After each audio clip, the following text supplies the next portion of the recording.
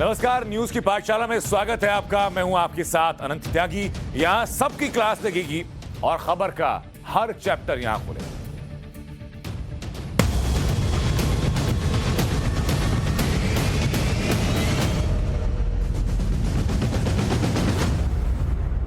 सबसे पहले बताते हैं आपको कि आज पाठशाला में क्या है। चुनावी जीत की गारंटी वाला नरेंद्र मोदी फॉर्मूला है। मोदी ने यूपी की कास्ट पॉलिटिक्स को कैसे खत्म कर दिया, ये आज पाठशाला में आपको बताने जा रहे हैं। इसके साथ साथ उत्तर प्रदेश में जाति वाला वो जो वोट बैंक था, उसकी एफडी यानी फिक्स डिपॉजिट जिसको समझ लिया गया था, वो कैसे टूट गई, आज पाठशाला में बताने जा रहे हैं। सरकारें रिटेन करने में बीजेपी कैसे नंबर 1 साबित हो चुकी है, ये पाठशाला में बताएंगे आपको। मोदी के सुपरहिट फॉर्मूले में विपक्ष के लिए सबक क्या है, ये आज पाठशाला में विपक्ष के सामने वो तस्वीर रखेंगे। अखिलेश के 3 प्रयोग अब तक फेल हो चुके हैं। अब आगे अखिलेश यादव क्या करने जा रहे हैं, पाठशाला में इसकी बात होगी। तो आज शुरू करते हैं आज की पाठशाला, और सबसे पहले पॉलिटिकल साइंस की क्लास।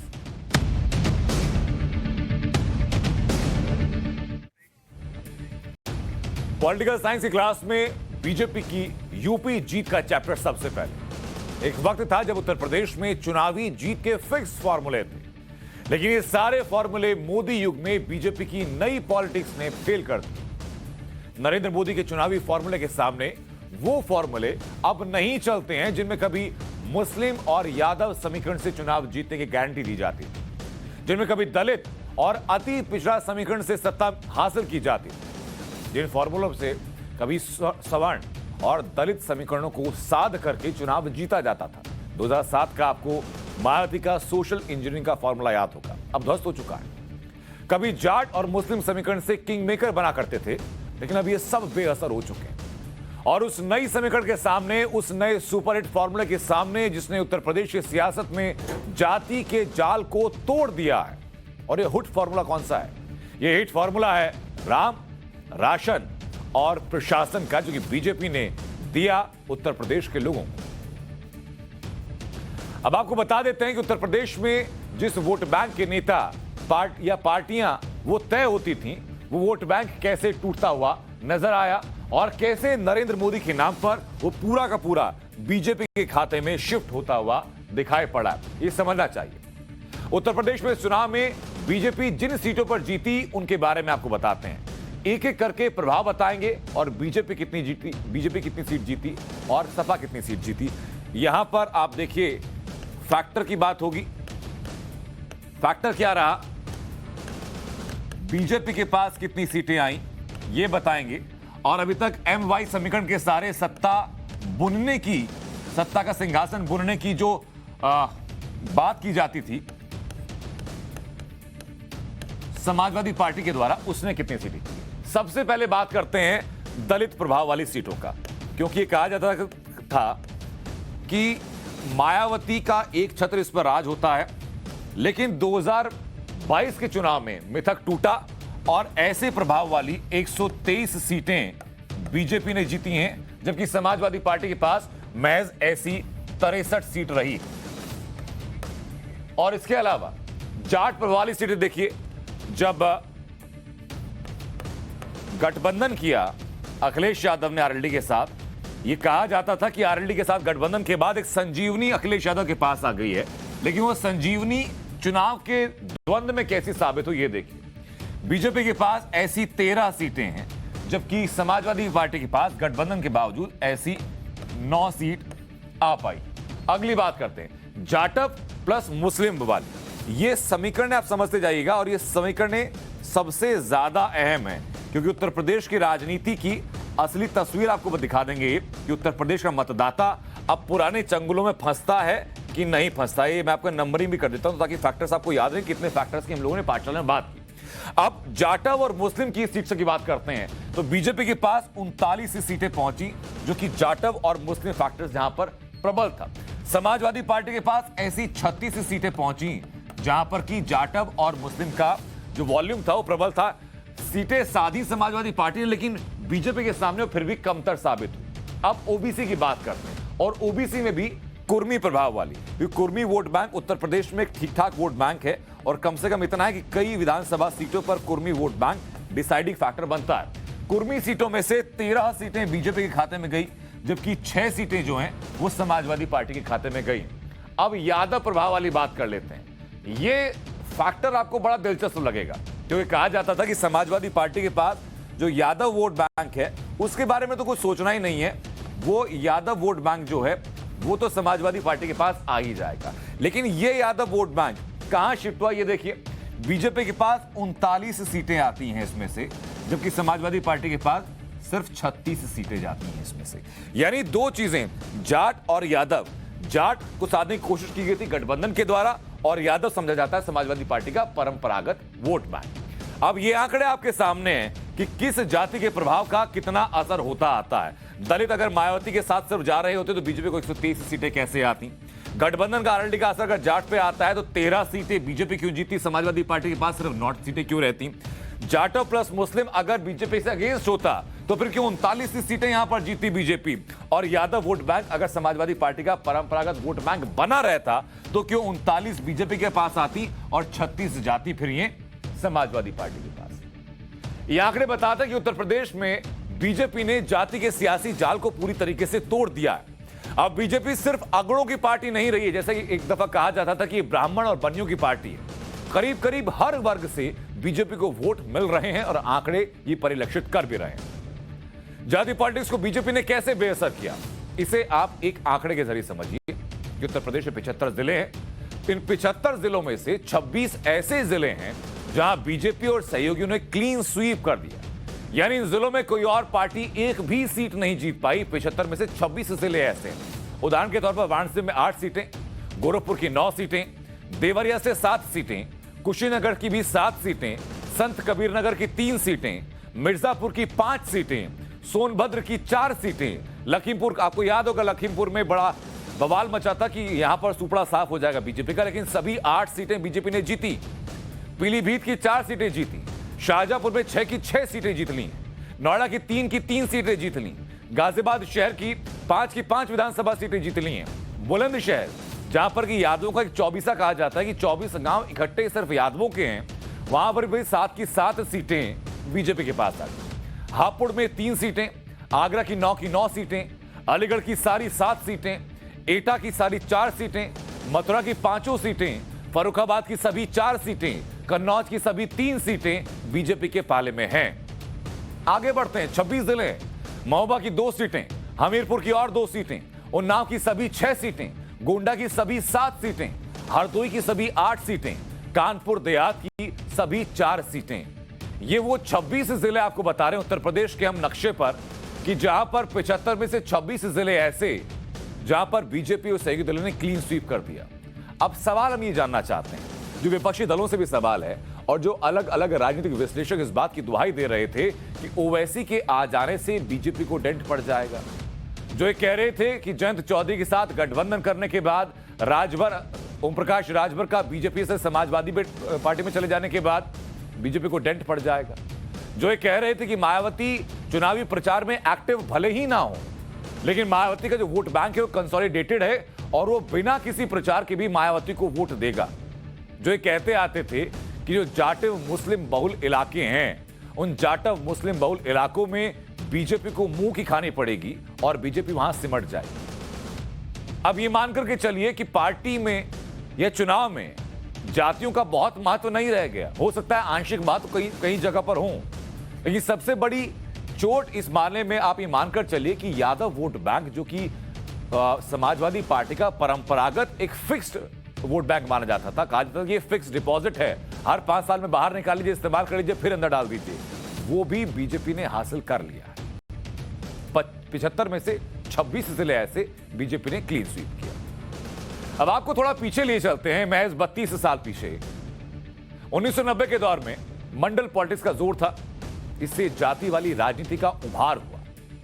जातियों के आधार पर अपने अपने वोट बैंक बने और इस वोट बैंक ने अपनी अपनी पार्टियां और अपने अपने नेता तय कर लिए। आज भी कई नेता ऐसे हैं जो कि इसी आधार पर नेता बन पाए। नेताओं को लगने लगा था उस वक्त पर कि उनका अपना वोट बैंक है जो कहीं और शिफ्ट नहीं हो सकता, वो बपौती बन गई है उनकी, और इसी वोट बैंक के सहारे या तो वो किंग बनेंगे या किंग मेकर बनेंगे, यानी या तो सत्ता पर काबिज होंगे या सत्ता में जो काबिज होने जा रहा है उसके साथ खुद को सेट कर लेंगे। लेकिन इस मंडल पॉलिटिक्स के काउंटर में बीजेपी ने एक मंदिर पॉलिटिक्स शुरू की।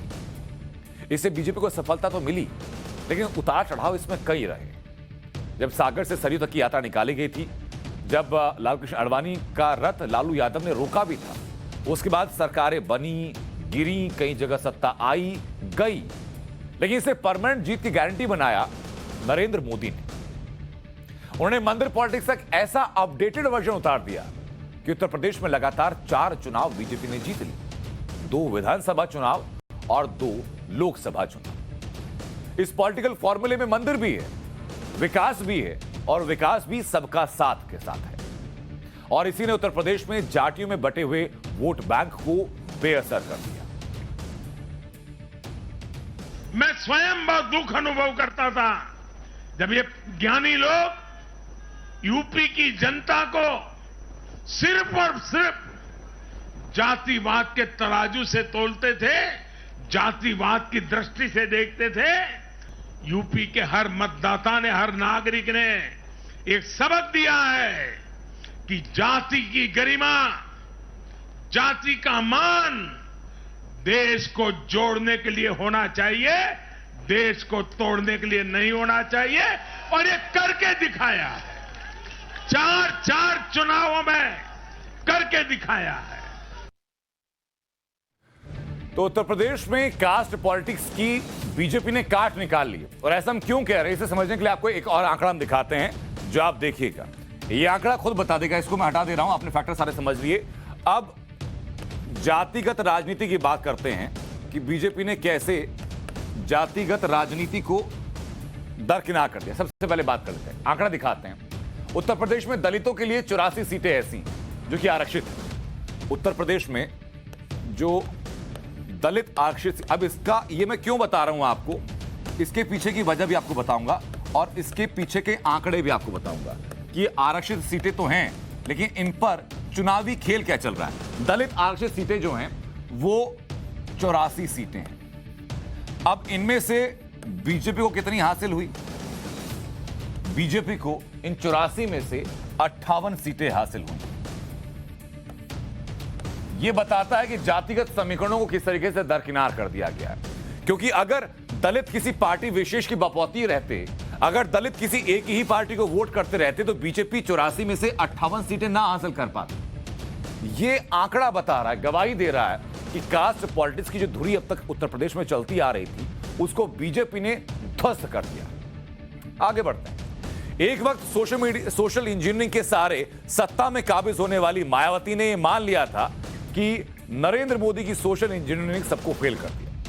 उत्तर प्रदेश में मिली करारी हार पर मायावती ने कहा कि मुस्लिम वोट समाजवादी पार्टी में चले गए, इसके अलावा दलित और ओबीसी वोट जो है वो बीजेपी में चले गए। मुस्लिम समाज बीएसपी के साथ तो लगा रहा, किंतु इनका पूरा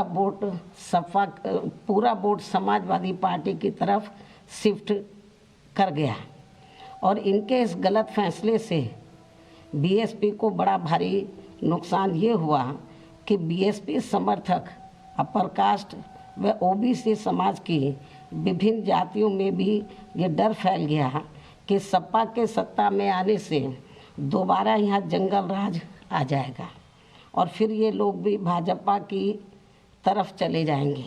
इस प्रकार से भाजपा को हराने के लिए मुस्लिम समाज ने बार बार आजमाई हुई पार्टी बीएसपी से ज़्यादा सपा पर भरोसा करने की बड़ी भारी भूल की है, जिसकी सजा बीएसपी को मिली है। तो मायावती ने इकबाल कर लिया।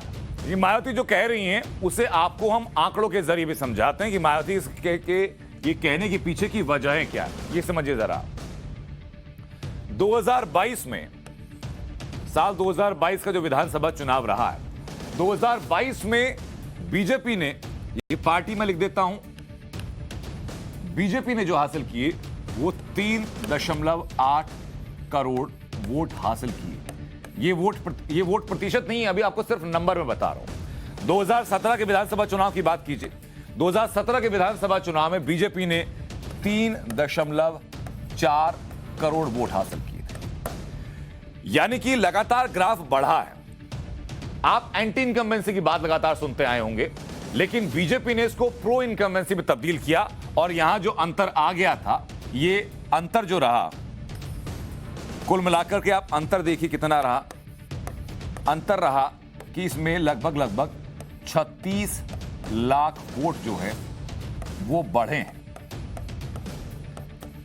ये तो बात हुई बीजेपी की, लेकिन अब बीएसपी की बात बताते हैं।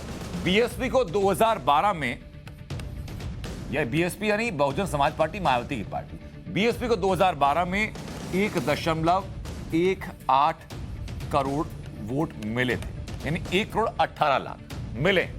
लेकिन 2017 में क्या हुआ था, जब प्रचंड ये कहा जा रहा था कि बीजेपी ने क्लीन स्वीप किया लेकिन बीएसपी अपना वोट बैंक बचा लेगी, तब क्या हुआ था, 1.92 करोड़। महज 5 सालों के अंतर का है। अब यहां पर अंतर क्या आया, जहां बीजेपी के 2017 से 2022 में 36 लाख वोट बढ़े थे, तो मायावती के 74 लाख वोट जो है वो घट गए। अब हम ये नहीं कह रहे हैं कि आपको ये पूरा का पूरा यहां शिफ्ट हो गया है, लेकिन इसका एक बड़ा चंक रहा है जो बीजेपी के खाते में शिफ्ट हुआ, और यही मायावती कह भी रही। यानी विपक्ष को जाति आधारित वोट बैंक के पुराने फॉर्मूले को छोड़ना होगा, क्योंकि यह फॉर्मूला नरेंद्र मोदी की पॉलिटिक्स के सामने टिक नहीं रहा। जनता ने जाति आधारित वोट बैंक के फॉर्मूले की जगह नरेंद्र मोदी के नाम और नरेंद्र मोदी के काम को चुना। पाठशाला में आगे बढ़ते हैं और अब उन पार्टियों का चैप्टर जिन्होंने बीजेपी का साथ छोड़ा तो सत्ता भी छूट गई, और जो बीजेपी के साथ जुड़े रहे वो छोटी पार्टियों से बड़ी पार्टियां बनती चली गई।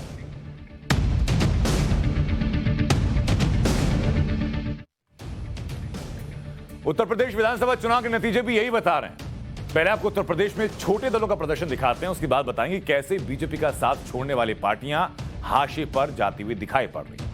राष्ट्रीय लोकदल 33 सीटों पर लड़ी, जीती सिर्फ 8। निषाद पार्टी 15 सीटों पर लड़ी, जीती 6। अपना दल सोनवाल लड़ी 17 सीटें, लेकिन जीती 12 सीटें। सोहेल देव भारतीय समाज पार्टी लड़ी 19 सीटें, लेकिन जीती सिर्फ 6 सीटें। अपना दल कमरेवादी जीती 0, लड़ी थी 18 पर। जनता दल लोकतांत्रिक लड़ी 11 सीटें, लेकिन जीती सिर्फ 2 सीटें। तो ये बता दे रहे कि ग्राफ क्या है। अपना दल बीजेपी के साथ लगातार बना रहा और इसका असर अपना दल के चुनावी प्रदर्शन पर भी दिखाई पड़ा है। अपना दल ने 2022 में 17 सीटों पर चुनाव लड़ा था। अब अपना दल के आंकड़े क्या रहे, ये जरा मैं आपको बता देता हूं कि अपना दल कैसे परफॉर्म करता आया राजनीतिक परिपाटी पर बीजेपी के साथ रहने के बाद। अपना दल की बात करते हैं, कुल 17 पर लड़ा, 17 सीटों पर लड़े थे चुनाव अपना दल। अब 17 सीटों पर लड़े तो सही, लेकिन अपना दल सोनवाल जो है उसने जीती कितनी सीटें, इसने जीती 12 पर जीत दर्ज हुई। अब जो इंपॉर्टेंट आंकड़ा मैं आपको बताने जा रहा हूं सबसे ज्यादा महत्वपूर्ण है कि अपना दल तो यहां पर लड़ तो चुका है, लेकिन इसकी जीत का स्ट्राइक रेट क्या रहा। स्ट्राइक रेट तो आप समझते होंगे, क्रिकेट देखते होंगे तो उसमें आपने देखा होगा कि हर एक बल्लेबाज का एक स्ट्राइक रेट होता है।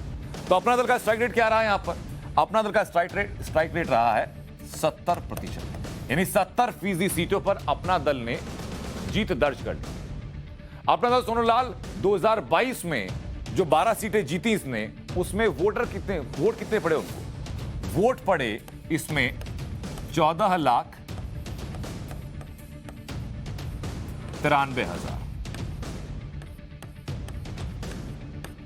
यानी देखिए कि वोट आपके बेहतर आए, सीट आपकी बेहतर रही और स्ट्राइक रेट आपका 70% रहा। अब 2017 की बात कर लेते हैं, ये 2022 की बात है। अब आप 2017 की बात कर लीजिए कि 2017 में क्या हुआ था। 2017 में 9 सीटें जीती थी और कुल मिलाकर के वोट कितने हासिल हुए थे, 8,51,000 से कुछ ज्यादा, 8,51,336 वोट। अभी देखिए 5 सालों में बीजेपी के साथ बने रहने का मैजिक क्या होता है कि आपने 8,51,000 से लगभग 14,93,000 आपने वोट हासिल किए, यानी लगभग 2 गुने, और स्ट्राइक रेट रहता है अपना दल का 70%। अपना दल की अनुप्रिया पटेल ने इस जीत पर क्या कहा, आपको यह भी सुनवा देते हैं। ये एक साझा प्रयास था अपना दल भाजपा और निषाद पार्टी का, और एक साझी सफलता है और बहुत ही ज़बरदस्त सफलता है। उत्तर प्रदेश के अंदर एनडीए की दूसरी बार वापसी हुई है। एक और अवसर मिला है उत्तर प्रदेश की जनता के लिए और आम मतदाता के कल्याण के लिए कुछ काम करने का, उनकी सेवा करने का, और हम पहले से भी बेहतर काम करेंगे क्योंकि इस दूसरे मैंडेट के साथ हमारे ऊपर अब और भी ज़्यादा अपेक्षाओं का भार है और भी ज़्यादा हमसे उम्मीदें हैं। देखिए, चुनाव है, हार भी हो सकती है, जीत भी हो सकती है, दोनों को संभाव से स्वीकार करना चाहिए। जनादेश को विनम्रता से स्वीकार करने के लिए हमेशा तैयार रहना चाहिए।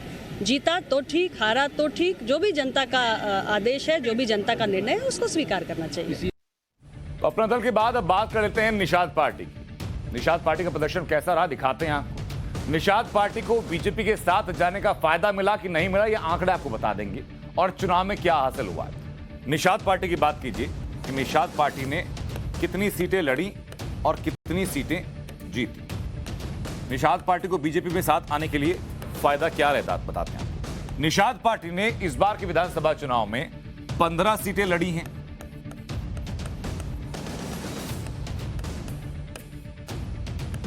और इनमें जीती कितनी, इनमें से 6 सीटें जीती। अब यहीं पर स्ट्राइक रेट बता देता हूं आपको कि इसका मतलब क्या रहता है कि स्ट्राइक रेट क्या है। स्ट्राइक रेट है इनका 40% का, यानी छोटी पार्टी भले ही हो लेकिन बीजेपी के साथ आने का उनको फायदा मिला है।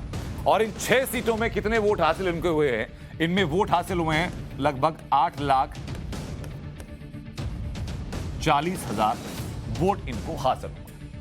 2017 का प्रदर्शन कितना था, 2017 में निषाद पार्टी के पास, यहां मैं लिख देता हूं कि 2017 में महज 1 सीट थी निषाद पार्टी के पास, और वोट कितने थे, 5,40,000। यानी कि 2017 से लेकर के 2022 में 5 सीटें बढ़ी और लोगों के प्रति विश्वास बढ़ा, लोगों का विश्वास बढ़ा, तभी 5,40,000 से 8,40,000 पहुंची है। लगभग 3 लाख की बढ़ोतरी हुई है निषाद पार्टी में। यानी निषाद पार्टी के वोट बढ़े, 5 सीटें भी बढ़ी। इसको लेकर के संजय निषाद क्या कह रहे हैं, ये आपको सुनवा देते हैं। तो पिछली सरकारों ने उजाड़ा, हम लोग अपनी आवाज दे रहे थे, गोली मारा सपा ने, हम लोगों को जेल भिजवाया, तमाम सताया।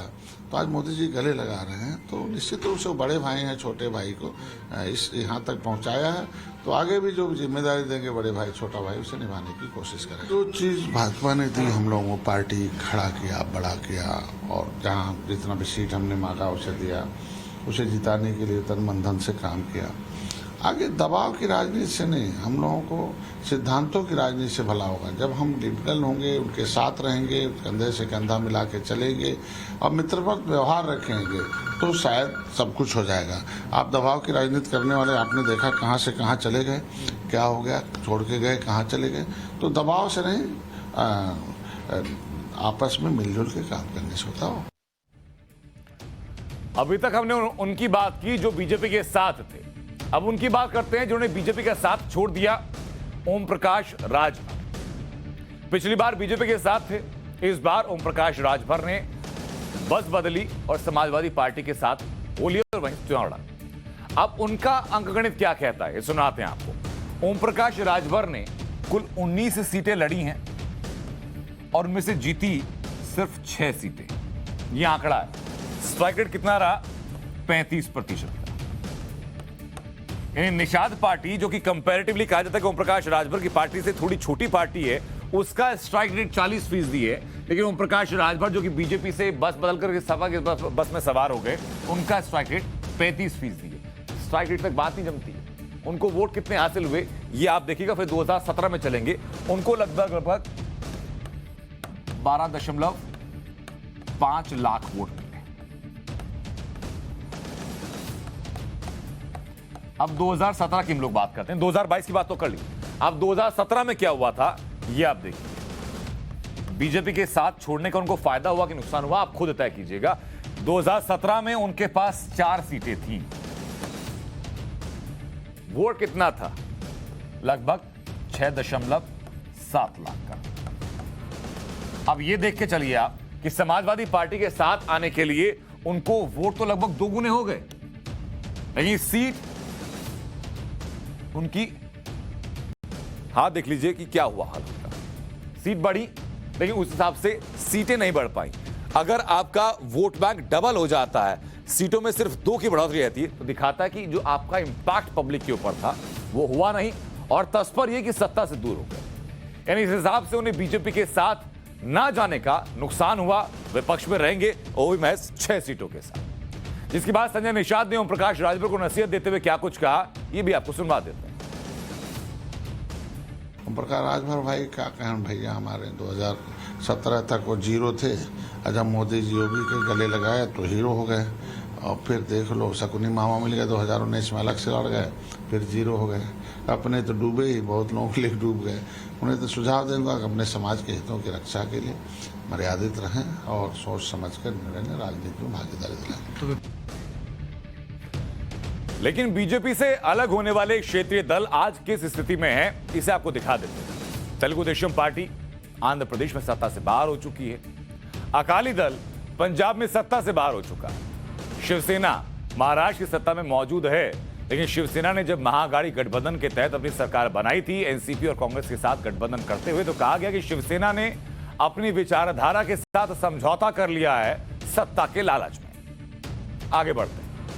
शिवसेना 2019 के विधानसभा चुनाव के बाद से बीजेपी से अलग हो चुकी थी और कांग्रेस एनसीपी के साथ मिलकर के सरकार बना चुकी थी।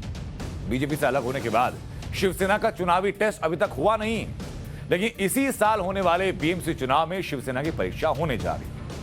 2017 का आंकड़ा क्या कहता है? 2017 का आंकड़ा कहता है कि बीएमसी चुनाव में शिवसेना को 84 सीटें मिली थी, बीजेपी को 82 सीटें मिली। बीएमसी में शिवसेना का मेयर चुना गया था। बीएमसी यानी ब्रह्म मुंबई म्युनिसिपल कॉर्पोरेशन के चुनाव इसी साल अप्रैल के दूसरे हफ्ते में कराए जा सकते हैं। बीजेपी से अलग होने के बाद ये शिवसेना का पहला बड़ा चुनावी टेस्ट होगा, जिसमें शिवसेना के सामने चुनौती होगी अपने आप को साबित करने की। लेकिन अब उसके बाहर शिवसेना का क्या अस्तित्व है, ये बता देते हैं आपको। जैसे कि उत्तर प्रदेश की बात कीजिए, आप गोवा की बात कीजिए, आप मणिपुर की बात कीजिए। इनके अलावा शिवसेना ने यहां चुनाव लड़ा, लेकिन नोटा से भी कम वोट मिला। अब आपको बता देते कि हम लोग बात कर रहे हैं, ताकि दर्शकों के लिए मैं लिख देता हूं कि हम कौन सी पार्टी की बात कर रहे हैं, ताकि आपको ध्यान रहे। शिवसेना का राजनीतिक अस्तित्व क्या है, ये बता देते हैं। यूपी में जो नोटा था, यानी कि जो लोग नन ऑफ द अबव चुन लेते हैं, किसी पार्टी को नहीं देते, वहां शिवसेना के वोट प्रतिशत है। अब देखिए उत्तर प्रदेश में नोटा कितना रहा, 0.69%। लेकिन शिवसेना को वोट कितने मिले, 0.02%। यानी जो लोग कुछ नहीं चुन रहे, वो लोग भी शिवसेना को नहीं चुन रहे। गोवा की बात कर लीजिए, गोवा की बात कर लीजिए। गोवा में नोटा रहा 1.12%, लेकिन शिवसेना को क्या मिलता है, शिवसेना को मिलता है 0.18%। ये हालात है। मणिपुर की बात कर लीजिए, मणिपुर में क्या समीकरण रहते हैं, क्योंकि आपको जानना जरूरी है कि जो लोग बड़े बड़े राजनीतिक दावे ठोकते हैं, उनकी जमीन पर हैसियत क्या है, लोग उनको कितना मान देते हैं, कितना सम्मान देते हैं। मणिपुर में जो नोटा कुल रहता है, नोटा रहता है 0.56%, लेकिन शिवसेना को क्या मिलता है, 0.34%। इन सारे राज्यों को मिला लीजिए और आप मीन निकाल लेंगे उनका, तभी भी शिवसेना इस हैसियत में नहीं होती कि कुल मिलाकर के 1% वोट पाले। शिवसेना को अपनी हार नहीं दिखाई देती, लेकिन दूसरों को नसीहत जरूर देते हैं।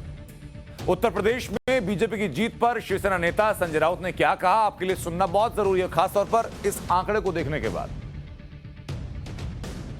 भारतीय जनता पार्टी को बड़ी जीत मिली है। उत्तर प्रदेश तो उनका राज्य था, फिर भी अखिलेश यादव की सीटें बहुत बढ़ गई है। मायावती का योगदान है बीजेपी के विजय में, वो तो मानना पड़ेगा। ओबीसी का भी है, तो उनको पद्म विभूषण भारत रत्न देना पड़ेगा अभी सबको। लेकिन सबसे बड़ा चिंता का विषय है पंजाब। पंजाब में भारतीय जनता पार्टी एक राष्ट्रीय पार्टी, एक प्रखर राष्ट्रवादी पार्टी, पंजाब जैसे सीमावर्ती राज्य में भारतीय जनता पार्टी को वहाँ के लोगों ने, मतदारों ने पूरी तरह से नकारा, रिजेक्ट कर दिया। ये चिंता की बात है। इतनी बड़ी ताकत प्रधानमंत्री, गृह मंत्री, रक्षा मंत्री सब ने वहाँ झोंक कर प्रचार किया था, फिर भी पंजाब में आप क्यों हार गए? उत्तर प्रदेश तो आपका ही था। तो कुल मिलाकर बात यह है कि उत्तर प्रदेश समेत 5 राज्यों के नतीजों में विपक्ष के लिए बड़े सबक है। इसके बारे में आगे विस्तार से बताएंगे, लेकिन इस चुनाव में एक और बात पक्की हो चुकी है और वो ये कि सरकारें रिटेन करने में बीजेपी नंबर 1 साबित हुई है। बीजेपी पर एंटी इनकम्बेंसी जैसी बात कम अप्लाई होती है, बल्कि प्रो इनकम्बेंसी ज्यादा सही दिखाई पड़ती है। उसके पीछे वजह है। वजह क्या है?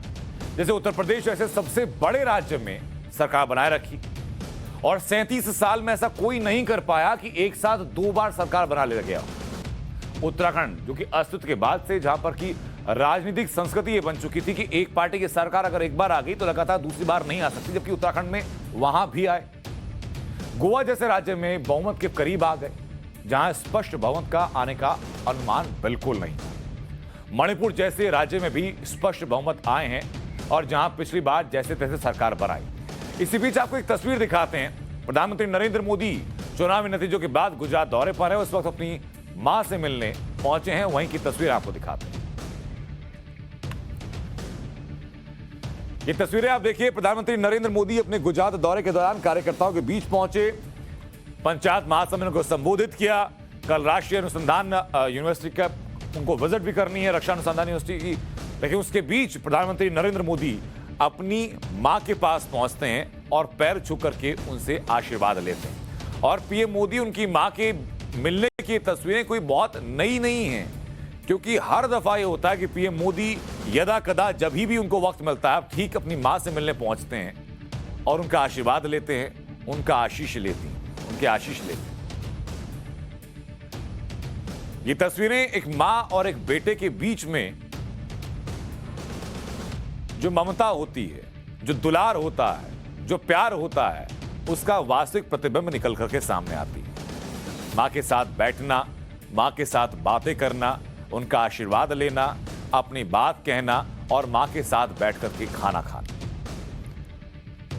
आमतौर पर आजकल की जिंदगी में, जो कि भागदौड़ भरी जिंदगी हो चुकी है, परिवार के लिए वक्त बहुत कम निकाल पाते हैं। और खासतौर पर जो मेट्रो सिटीज में लोग रहते हैं, बड़े शहरों में जो लोग रह रहे हैं, वो इस बात को बखूबी समझते होंगे कि परिवार के साथ बैठ करके उनसे बात करना और उनके साथ बैठ करके खाना खाना एक लग्जरी सी तरीका हो जाता है। ठीक 24 घंटे पहले बड़ी जीत हासिल की प्रधानमंत्री नरेंद्र मोदी ने ऐसे राज्यों में जहां पर कि अब तक रिकॉर्ड ही नहीं रहा कि एक सरकार दूसरी दफा आ सकता है। और इस जीत के ठीक बाद पीएम मोदी पहुंचे अपनी मां के पास। हमारे सहयोगी रविकांत हमारे साथ जुड़ चुके हैं इस वक्त। रविकांत, प्रचंड जीत हासिल की और 24 घंटे के अंदर अंदर सीधा मां के पास पहुंचे, उनसे अपनी बात साझा करने के लिए, उनका आशीर्वाद देने के लिए पीएम मोदी।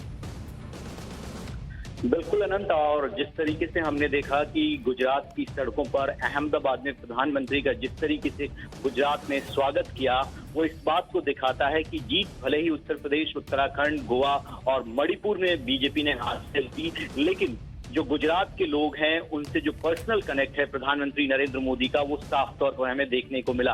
और अब से कुछ ही देर पहले जो है प्रधानमंत्री नरेंद्र मोदी अपनी मां से मिलने के लिए पहुंचे हैं, क्योंकि बहुत बड़ी जीत है। उत्तर प्रदेश जैसे राज्य में 35 साल बाद इतिहास को बीजेपी ने रिपीट किया है और भारतीय जनता पार्टी की सरकार जो है पूर्ण बहुमत से बनी है। उसमें बहुत बड़ा योगदान जो है प्रधानमंत्री का रहा है। उनको आगे करके उनके चेहरे के आधार पर वोट मिले हैं। अब इसी तमाम खुशियों को साझा करने के लिए प्रधानमंत्री जो है कुछ पल निकालकर अपने व्यस्ततम दौरे में से वो पहुंचे हैं अपनी मां के घर गांधीनगर में, जहां पर वो अपनी मां से मुलाकात करते हैं। अक्सर देखा गया है कि जब प्रधानमंत्री गुजरात में रहते हैं और उनके पास थोड़ा भी वक्त मिलता है तो वो अपनी मां से मुलाकात जरूर करते हैं। कल दूसरा दिन है उनके दौरे का और वो गांधीनगर से अहमदाबाद में कई कार्यक्रम हैं और अगला टारगेट जो है वो प्रधानमंत्री का है कि अपने गृह राज्य यानी गुजरात में, जहां पर 27 साल से भारतीय जनता पार्टी की लगातार सरकार है, उसको किस तरीके से रिपीट किया जाए, कंटिन्यू किया जाए, जिसकी बुनियाद आज प्रधानमंत्री ने एक व्यापक और भव्य रोड शो के माध्यम से रखी है। और आने वाले दिनों में संगठन को और चुस्त और दुरुस्त करना है, क्योंकि इस गुजरात में भी आम आदमी पार्टी की एंट्री हुई है और जी। हमने देखा जो लोकल चुनाव हुए हैं वहां पर किस तरीके से आम आदमी पार्टी ने अपनी प्रेजेंस दर्ज कराई है। लेकिन इन सब के बीच में ये जो तस्वीरें अपने टेलीविजन स्क्रीन पर चल रही हैं, ये सुकून के पल हैं जब प्रधानमंत्री नरेंद्र मोदी अपनी मां से मिलने के लिए पहुंचे हैं। और हर बार किसी बड़े इवेंट के बाद वो जाते हैं और उनकी मां उनको आशीर्वाद देती हैं और कुछ पैसे भी सगुन के रूप में देती हैं। और बार बार प्रधानमंत्री इस बात का जिक्र करते रहे हैं कि वो पैसे वो कहती हैं कि किसी अच्छे काम में लगाना। जैसे कश्मीर में जब बाढ़ आई थी तो प्रधानमंत्री की मां ने उन्हें पैसा दिया था और उन्हें कहा था कि इन पैसों को उन लोगों के लिए डोनेट करना जो बेघर हो गए हैं, उनके लिए घर बने, उनको खाने का सामान पहुंचे। तो इस तरीके से प्रधानमंत्री लगातार अपनी भावनाओं को साझा भी करते रहते हैं और प्रधानमंत्री का जो अपनी मां के साथ जो कनेक्ट है वो सबने देखा है। हालांकि वो अक्सर मिल नहीं पाते हैं, लेकिन आज इस दौरे में उनके पास समय था।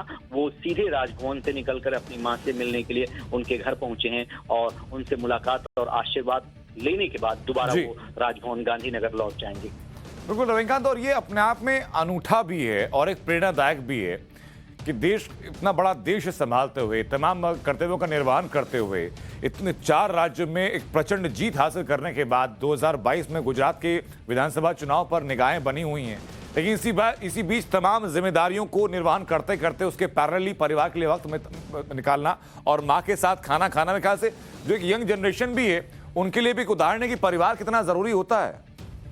बिल्कुल अनंत, आपने सही कहा, क्योंकि जब प्रधानमंत्री अक्सर इस बात का जिक्र करते हैं कि जो हमारी सांस्कृतिक विरासत है, जो हमारे मूल्य हैं, वही भारत के नव भारत के निर्माण में अपनी अहम भूमिका निभाते हैं। हर एक बच्चे के लिए जो माँ का ऋण होता है उसको कभी अदा नहीं किया जा सकता। और प्रधानमंत्री जिस पद पर हैं, जो जिम्मेदारियां हैं, वहाँ एक एक मिनट मायने रखता है। और इन्हीं व्यस्ततम कार्यक्रमों के बीच में से प्रधानमंत्री समय निकालकर अपनी मां के पास पहुंचे हैं। ये बहुत ही सुखद अनुभूति होती है। एक व्यस्ततम शेड्यूल रहा है 5 राज्यों में चुनाव का, वो लगातार कैंपेन करते रहे। आज सुबह से हम अहमदाबाद में मौजूद हैं, हमने देखा है सुबह 11 बजे से लेकर लगातार वो 9 किलोमीटर तक लंबा रोड शो करते हैं। उसके बाद बीजेपी मुख्यालय में जाते हैं जहां पर संगठन की बैठक लेते हैं और वहां पर उनका स्वागत होता है। और उसके बाद वो राजभवन में जाते हैं और उसके बाद सोमनाथ मंदिर ट्रस्ट की बैठक में भी उन्होंने हिस्सा लिया। और हमारी जो जानकारी है कि जब वो अपनी मां से मिलकर दोबारा राजभवन लौटेंगे, जो चुनिंदा लोग हैं, जो उनके पर्सनल जानने वाले हैं गुजरात में, उनको भी प्रधानमंत्री ने इनवाइट किया हुआ है राजभवन में, उनसे भी वो मुलाकात करेंगे। तो एक व्यस्ततम कार्यक्रम में से ये जो सुखद लम्हा है वो प्रधानमंत्री ने निकाला है अपनी मां से मुलाकात करने के लिए। जी बिल्कुल, बहुत बहुत शुक्रिया रविकांत आपका हमसे जुड़ने के लिए और ये पूरी जानकारी साझा करने के लिए। और अब वापस रुक करते हैं पाठशाला का, और आपको बता रहे थे कि कैसे कैसे बीजेपी ने अपनी सरकार बनाई और कैसे एंटी इनकम्बेंसी नहीं बल्कि प्रो इनकम्बेंसी बीजेपी के लिए ज्यादा काम करती हुई दिखाई पड़ती। आइए आपको एक एक उदाहरण के जरिए समझाते हैं कि क्या क्या उदाहरण है बीजेपी के बारे में प्रो इनकम्बेंसी बात करने के लिए। सबसे पहले राज्य की बात कीजिए जो गुजरात है, जहां से प्रधानमंत्री नरेंद्र मोदी आते भी हैं, आज भी वहीं पर हैं। लेकिन गुजरात में राजनीतिक समीकरण क्या कहती है ये जरा आप देखिए। 1995 में पहली बार सरकार बनी बीजेपी की, उसके बाद 1995 के बाद बीच में कुछ चीजें हुई, अलग अलग घटनाएं हुई। 1998 में उसके बाद दोबारा सरकार, और 1998 से लेकर के और आज 2022 हो चुका है, लगातार बीजेपी की सरकार रही। 5 चुनाव जीते हैं गुजरात में, लगातार 5 चुनाव जीत चुकी है बीजेपी और छठे की चुनावी शंखनाद के लिए आज पीएम मोदी गुजरात में मौजूद है। इसे कहते हैं प्रो इनकम्बेंसी। गुजरात में लगातार 23 साल से बीजेपी सत्ता में।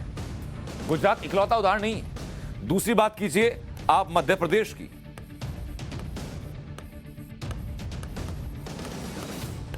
मध्य प्रदेश की अगर बीजेपी के लिहाज से बात करेंगे तो 2003 से लेकर के और 2018 तक लगातार 15 साल सत्ता में रहे और फिर चुनाव जीता। छत्तीसगढ़ की बात कीजिए,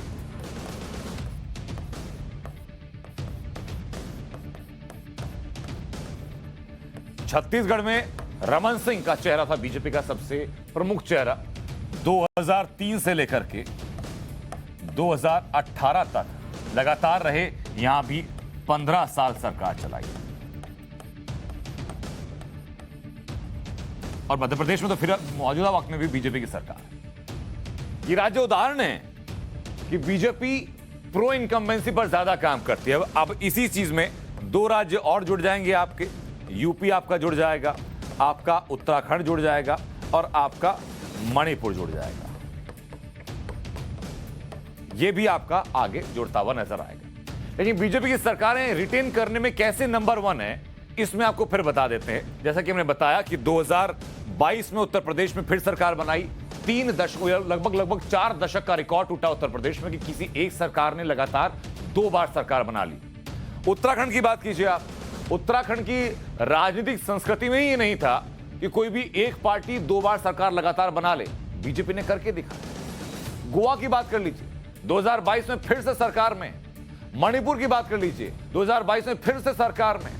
असम की बात कर लीजिए, 2021 में फिर सरकार बनाई। आपको उन राज्यों के आपको मैं नाम लिख के दिखाता रहता हूं ताकि आपको याद रहे जहां फिर से सरकार। असम की बात कीजिए आप हरियाणा की बात कीजिए। असम और हरियाणा वो राज्य जहां फिर से सरकार बनाई। आप बिहार की बात कीजिए, 2020 में बिहार में बीजेपी ने फिर से सरकार बनाई। गुजरात की बात आपको बता ही चुके हैं, गुजरात में किस तरीके से लगातार सत्ता में लगातार बनी हुई है। मध्य प्रदेश में कैसे लगातार सत्ता में बनी हुई है। छत्तीसगढ़ में कैसे लगातार 15 साल राज किया। इसकी तुलना में अगर कांग्रेस को अगर आप देख लें तो कांग्रेस अपनी सरकार बचा नहीं पाती है। अगर आप ये देख चुके हो तो मैं जरा, अब ये आपने बीजेपी की बात देखी, अब आप कांग्रेस की बात देख लीजिए कि कांग्रेस का राजनीतिक हर्ष चुनाव दर चुनाव क्या होता जा रहा है। 2022 में पंजाब हारे, सरकार थी, सरकार गवा दी आपसी सिरफटबल के चलते। 2021 में पुडुचेरी हारे, सरकार थी, सरकार गवा दी, ध्यान नहीं दे पाए। 2017 में हिमाचल गवा दिया। उसके अलावा 2016 में असम गवा दिया। और 2017 की बात अगर आती तो हिमाचल के साथ साथ आप उत्तराखंड को भी यहां काउंट करके चलिए। उत्तराखंड में पहले सरकार थी, अलग अलग मुख्यमंत्री बने गए। 2017 में बीजेपी आई और 2022 में फिर बीजेपी आ गई। लेकिन ये कांग्रेस का प्रदर्शन है। अगर एंटी इनकम्बेंसी का परफेक्ट एग्जाम्पल आपको देखना है तो आप कांग्रेस का पूरा ट्रैक रिकॉर्ड देख लीजिएगा कि हाल ही के दिनों में अलग अलग विधानसभा चुनावों में कैसे कांग्रेस ने अपनी सत्ता को खोया है। किसी भी राज्य में सत्ता कांग्रेस बचा नहीं पाई। लेकिन उत्तर प्रदेश में बीजेपी को बंपर जीत तो मिली, विपक्ष के हाथ हार भी आई। इस हार में विपक्ष के लिए कई संदेश छिपे हैं जिन्हें पाठशाला में हम एक एक करके डिकोड करने वाले हैं।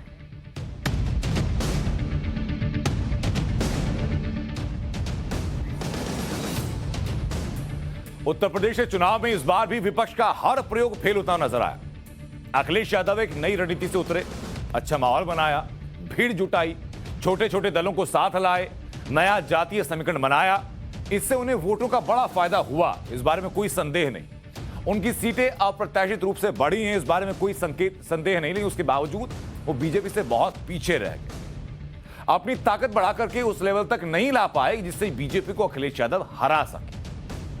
अगर बीजेपी के वोट और अखिलेश यादव के वोटों का फासला देखा जाए तो बीजेपी को मिले वोट करीब 3 करोड़ 80 लाख, अखिलेश को मिले लगभग 2 करोड़ 95 लाख, यानी सीधे सीधे करीब 85 लाख वोटों का अंतर रहा है समाजवादी पार्टी और बीजेपी। बीजेपी को हराने के लिए अखिलेश यादव पिछले 3 चुनाव में 3 प्रयोग कर चुके हैं। पहला प्रयोग 2017 में हुआ जब राहुल गांधी और अखिलेश यादव साथ और कहा गया कि उत्तर प्रदेश से दौड़ के कमाल कर देंगे, लेकिन कमाल हुआ नहीं, प्रयोग फेल हो गया। दूसरा प्रयोग 2019 में हुआ जब अखिलेश यादव और मायावती यानी बुआ और बबुआ साथ आए, यह प्रयोग भी फेल हो गया। 2022 में अखिलेश यादव ने रालोद का हाथ थामा, छोटे छोटे दलों को अपने साथ जोड़ा, लेकिन यह प्रयोग भी सफल नहीं हो पाया। लेकिन ऐसा बार बार हो क्यों रहा है? क्यों विपक्ष का हर दांव बीजेपी के सामने फेल हो जाता है? विपक्ष को इसे भी समझना होगा और चिंतन करना होगा। इस चुनाव में विपक्ष को एक बार फिर जो बड़े संदेश मिले उनको सिलसिलेवार तरीके से इस पाठशाला में हम बता देते हैं। उम्मीद करते हैं विपक्ष सबक लेगा। पहली बात यह कि जनहित के मुद्दों को उठाना होगा, विपक्ष को बनावटी मुद्दों से बचना होगा। किसान आंदोलन जैसे, सीए जैसे, एनआरसी जैसे, इनसे लोगों को बहुत मतलब नहीं है। दूसरा सबक यह कि वोट बैंक और जातिवादी फॉर्मूले के भरोसे जीत नहीं मिलती है। बीजेपी ने ऐसे हर एक मिथक को ध्वस्त कर दिया चुनाव में। तीसरी बात यह कि महज 5 साल की तैयारी को आपको 5 साल ही चलाना होता है। चुनाव से 6 महीने पहले, 8 महीने पहले, साल, 1.5 साल पहले जागेंगे तो लोग समझ जाएंगे कि अब तक आप कुंभकर्ण नींद में थे और अचानक से चुनाव देख करके जाग गए। चौथी बड़ी बात यह कि जनता को साफ मैसेज देना होगा कि उनकी गवर्नेंस का मॉडल क्या होगा, वो चाहते क्या है। वो सरकार में आएंगे तो ऐसा क्या हो जाएगा वो जनता के लिए बदल जाएगा, ऐसा क्या हो जाएगा, ऐसा क्या वो करेंगे जो मौजूदा सरकार नहीं कर पा रही। ये पूरे 5 साल लोगों को बताना होगा। आपको जनता को भरोसा देना होगा कि बीजेपी के मॉडल से उनका जो मॉडल है वो किस तरीके से बेहतर। ये 5 बातें विपक्ष ने ध्यान में रखी तो उम्मीद करते हैं कि आगे जितने चुनाव होने हैं और खासतौर पर 27 में उत्तर प्रदेश में या 24 में जो लोकसभा चुनाव होने हैं उसमें विपक्ष कुछ बेहतर कर पाएगा। रिजल्ट क्लियर होने से पहले अखिलेश काउंटिंग पर सवाल उठा रहे थे। ईवीएम को बुरा बताया गया, लेकिन अच्छी बात यह रही कि उत्तर प्रदेश में हार तय हो जाने के बाद अखिलेश ने ईवीएम का रोना नहीं रोया। उत्तर प्रदेश में हार पर अखिलेश यादव ने ट्वीट किया और ट्वीट कर कहा कि उत्तर प्रदेश की जनता को हमारी सीटें 2.5 गुना और मत प्रतिशत 1.5 गुना बढ़ाने के लिए मेरा हार्दिक धन्यवाद। हमने दिखा दिया कि बीजेपी की सीटों को घटाया जा सकता है। बीजेपी का यह घटाव निरंतर जारी रहेगा। आधे से ज्यादा भ्रम और छलावा दूर हो गया, बाकी कुछ ही दिनों में दूर हो जाएगा। जनहित का संघर्ष जीतेगा। अखिलेश यादव तो कह रहे हैं, लेकिन पश्चिम बंगाल से उत्तर प्रदेश में अवतरित हुई अखिलेश यादव के समर्थन में ममता बनर्जी ईवीएम की बात फिर कर रही। ममता कह रही हैं कि ईवीएम की लूट हुई है। समाजवादी पार्टी प्रमुख अखिलेश यादव को निराश नहीं होना चाहिए और उन्हें ईवीएम मशीनों की फॉरेंसिक जांच करानी चाहिए। अखिलेश यादव का वोट प्रतिशत इस बार 20% से बढ़कर के 37% हुआ है। इसी जरिए ममता बनर्जी, ये जनता अगर ना कोसती तो भी कोसने लगे कि समाजवादी पार्टी वाले फिर वही बात कर रहे हैं। कम से कम ममता तो ये बता रही है करने के लिए अगर आप यही कीजिए। लेकिन यही वो बात है विपक्ष को जो समझ नहीं आती है।